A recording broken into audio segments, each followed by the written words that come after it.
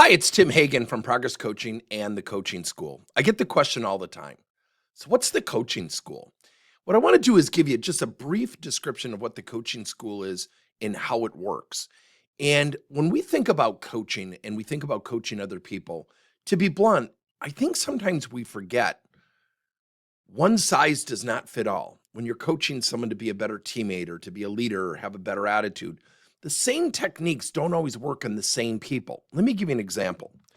Think about going to 5 Italian restaurants and ordering lasagna at every single one of those restaurants.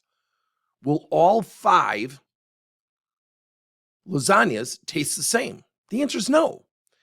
Now, they might have different ingredients, they might cook it differently. Sometimes people, how often do we hear people say this? I followed the recipe, it just doesn't taste as good. It's the same thing with coaching. So let me walk you through it. When we are coaching, we have 3 main elements. We have ingredients, we have recipes, and we have secret sauces. I'm going to give you a narration of one of our best success stories with somebody that we coached many years ago.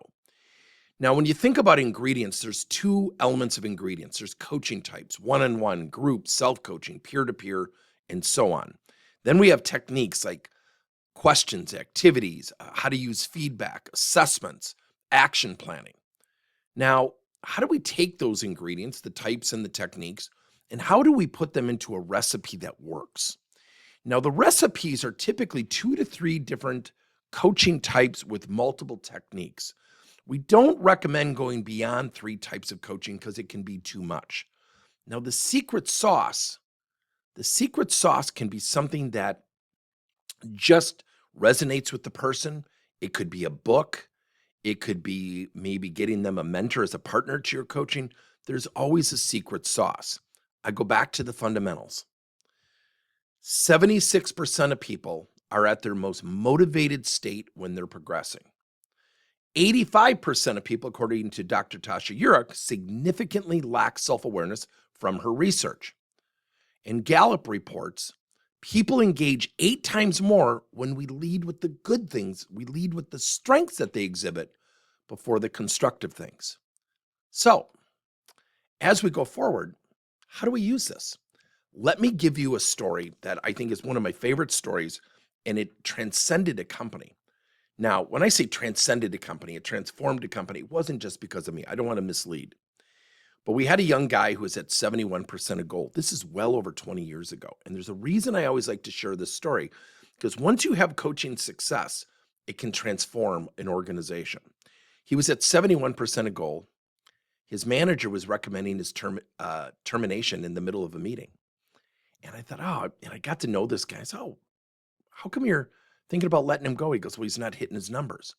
He was 7 months out of college. I'm like, wow, you guys want to become a coaching culture? This doesn't seem very fair. And the manager wasn't wrong. Negative attitude, wanted to move up in the company. He was right in what he was saying. And I said, well, I'm wondering if we're looking at this the wrong way. And the CEO looked at me and said, what are you thinking? I said, well, let me coach him. And then I looked at the manager and I said, I'll report back to you. I want you to hear this. So what are we coaching to?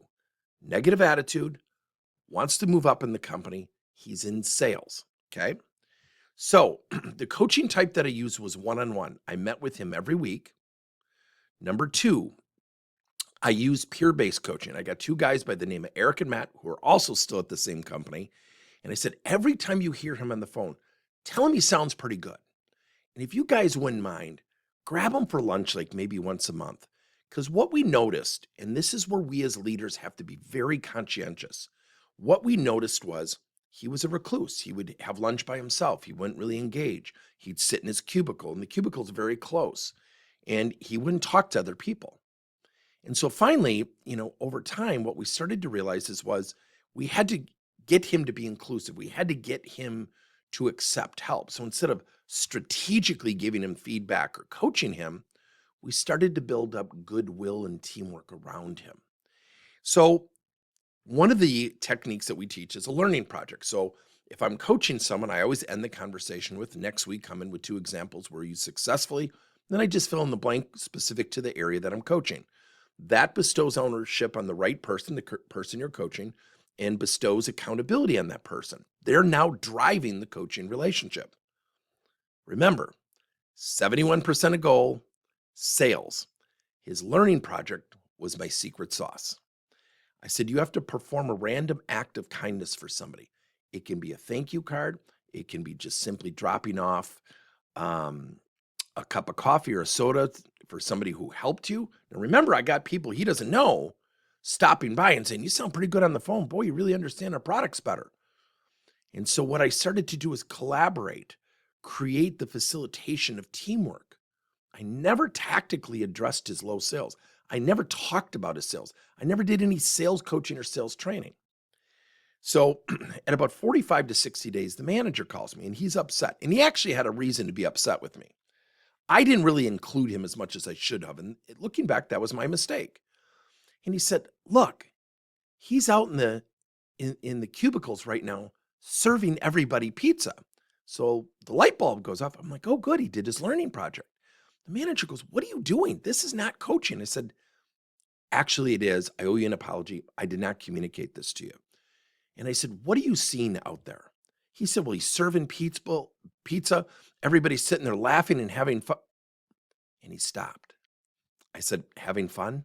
When was the last time you saw this guy have fun? And his name was Chris. And I said, when was the last time you saw Chris doing something like that with his teammates? He said, oh, I get what you're doing. I said, what I'm trying to do, Jeff, is bring people to rally around him so he feels good about asking for help. So we're at about the 60-day mark. Jeff turned out to be one of the best coaches. He had the personality of a coach, but he was under the pressure of a sales leader to always hit numbers too. So remember, you don't just coach to the job or coach to the numbers. You got to coach the person doing the job. My secret sauce was that random act of kindness. He had to do that for 1 year. His sales went from 71% to 119% within 13 months. We never did sales training. We never did sales coaching together. The best part, Jeff called me in and said, I don't want you coaching Chris anymore. I said, oh, okay, why? And he said, I'm his manager. I should be the one coaching him. I said, absolutely. Packed up. I leave.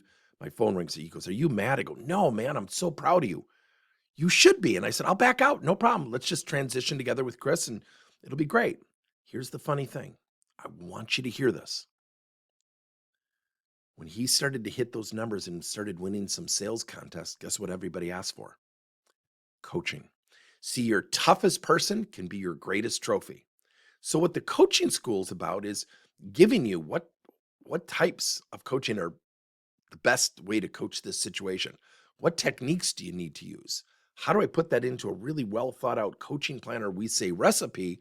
And by the way, what are some secret sauces I can put on top that will really accelerate talent development? If you have a situation you want us to address in one of these video lessons, send it to us. We would be happy to do it. And I'll actually create the recipe. I'll tell you what coaching types work, what are the techniques, how to phrase the techniques. I'll even give you the secret sauces. Let me know your impressions. Thanks, everybody.